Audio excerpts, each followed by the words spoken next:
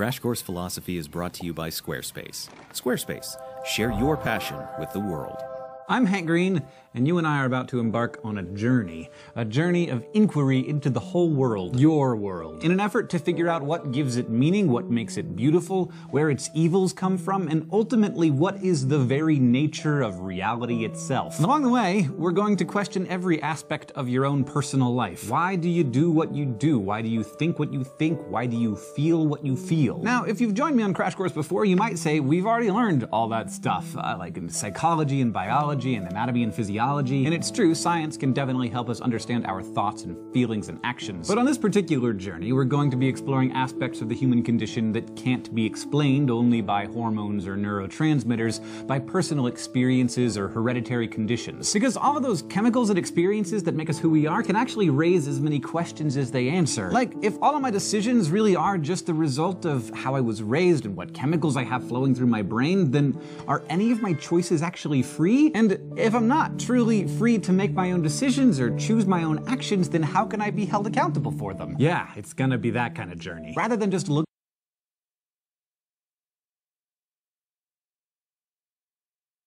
world and describing what we see, we'll be evaluating it. We will take nothing as given, set our assumptions aside, or at least try really hard to, and do our best to see the world as if we've never seen it before. And for what it's worth, we'll also be talking about Batman and what Dick Grayson can teach us about the concept of identity. And we'll learn how The Matrix can help us understand the life and writing of Rene Descartes. Also, we'll try to answer unanswerable questions and puzzle over paradoxes that have plagued geniuses for thousands of years. It's gonna be hard and enlightening and frustrating, and if I do my job properly, it'll stick with you long after you and I have parted ways, because we are going to do philosophy.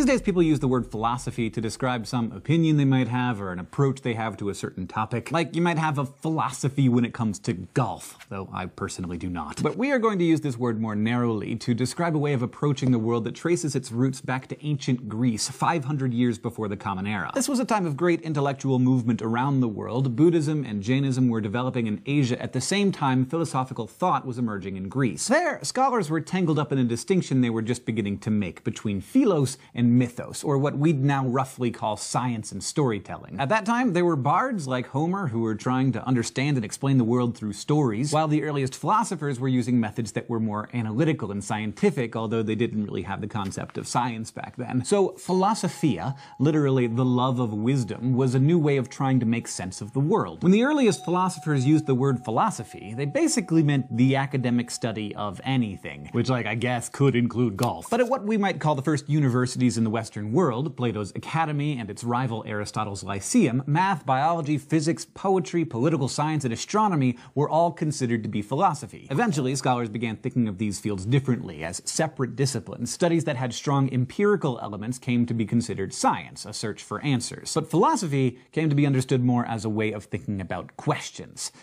Big questions. And today, 2,500 years after the ancient Greeks first brought them up, philosophers still love asking questions, oftentimes the same questions, and they don't mind that they never get an answer. So, what are these big questions that have managed to intrigue and stump philosophers for so long? One of the first might best be phrased as, what is the world like? Sounds simple enough to answer, right? Like, just look around and see all the stuff, well, this is what the world is like. But the philosophical approach isn't just based on observation. It has other, much more complex questions packed inside it. When a philosopher wonders what the world is like, she might really be asking, what's the nature of reality? Like, is the world just made up of matter and energy, or is there something else going on? And if it is just matter and energy, then where did it all come from? Is there a god? And if so, then what is he or she or it like? And for that matter, when you're asking about the world, can you also be asking about the nature of yourself as a citizen of the world? So, what kind of being am I? Do I have a soul? Is there something immaterial about me that will survive after I die? All of these questions are ways of exploring what philosophers call metaphysics,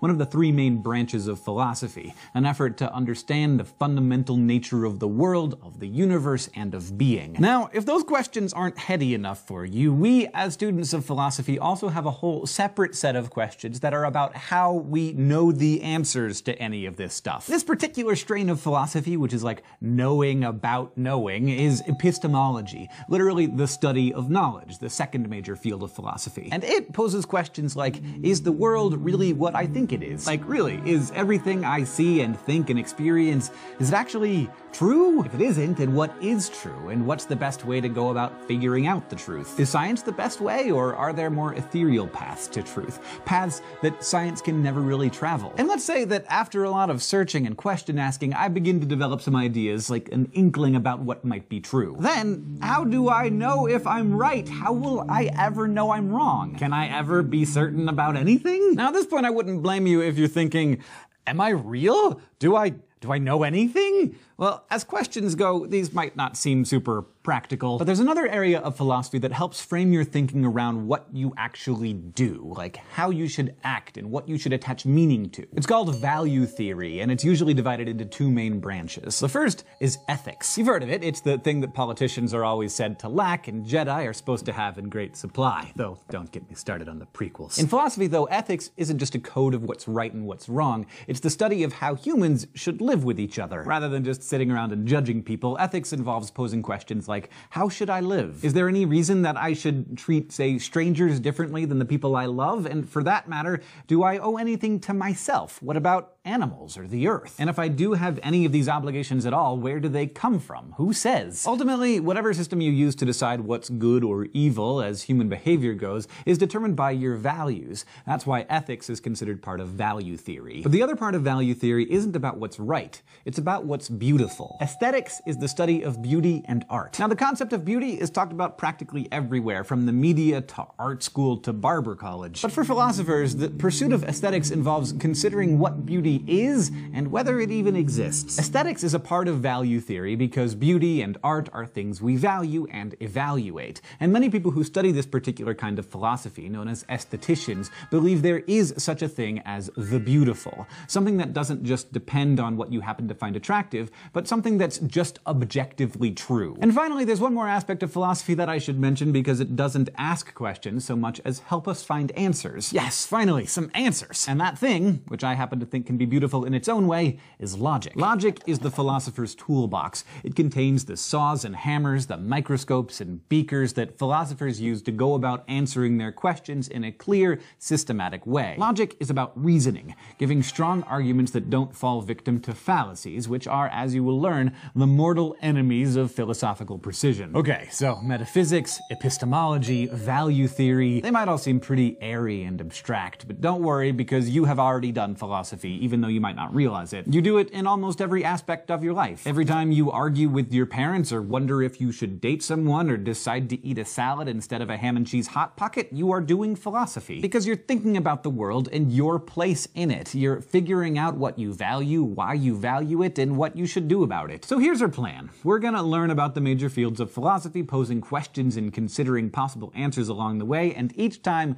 we will use a two-step method. First, we'll really try to understand. You're not gonna agree with all the ideas that I present to you, and I won't agree with them either. That's not the point. The point in step one is to really try to get inside of an idea, to understand it as charitably as possible. Then, in step two, you'll subject your understanding to some serious critical evaluation. Basically, you'll try to knock down what you think you know about a particular view of the world. And you'll do this whether you agree with the view or not. Why? Because only when you challenge your understanding of how some people view the world can you decide for yourself if theirs is a view worth having. Which leads me to my final point. Philosophy is not your usual field of study. I'm not going to be teaching you a body of knowledge where success means you know a bunch of stuff. Success in this course will mean that you know how to think. All we have are questions, and all you have is a brain. And the goal of philosophy is for you to use your brain to come up with the answers that make the most sense to you. You'll learn how to formulate arguments to support your ideas so you can explain why you think you're right, which, if you've ever been on on the internet, you know, is something that not a lot of people are good at. In order to do that, you're gonna need to understand philosophical reasoning, the tools we use to investigate life's most perplexing questions, and that is where we're gonna be headed the next time we meet. For now, you've learned about the historical origins of philosophy in ancient Greece and its three main divisions: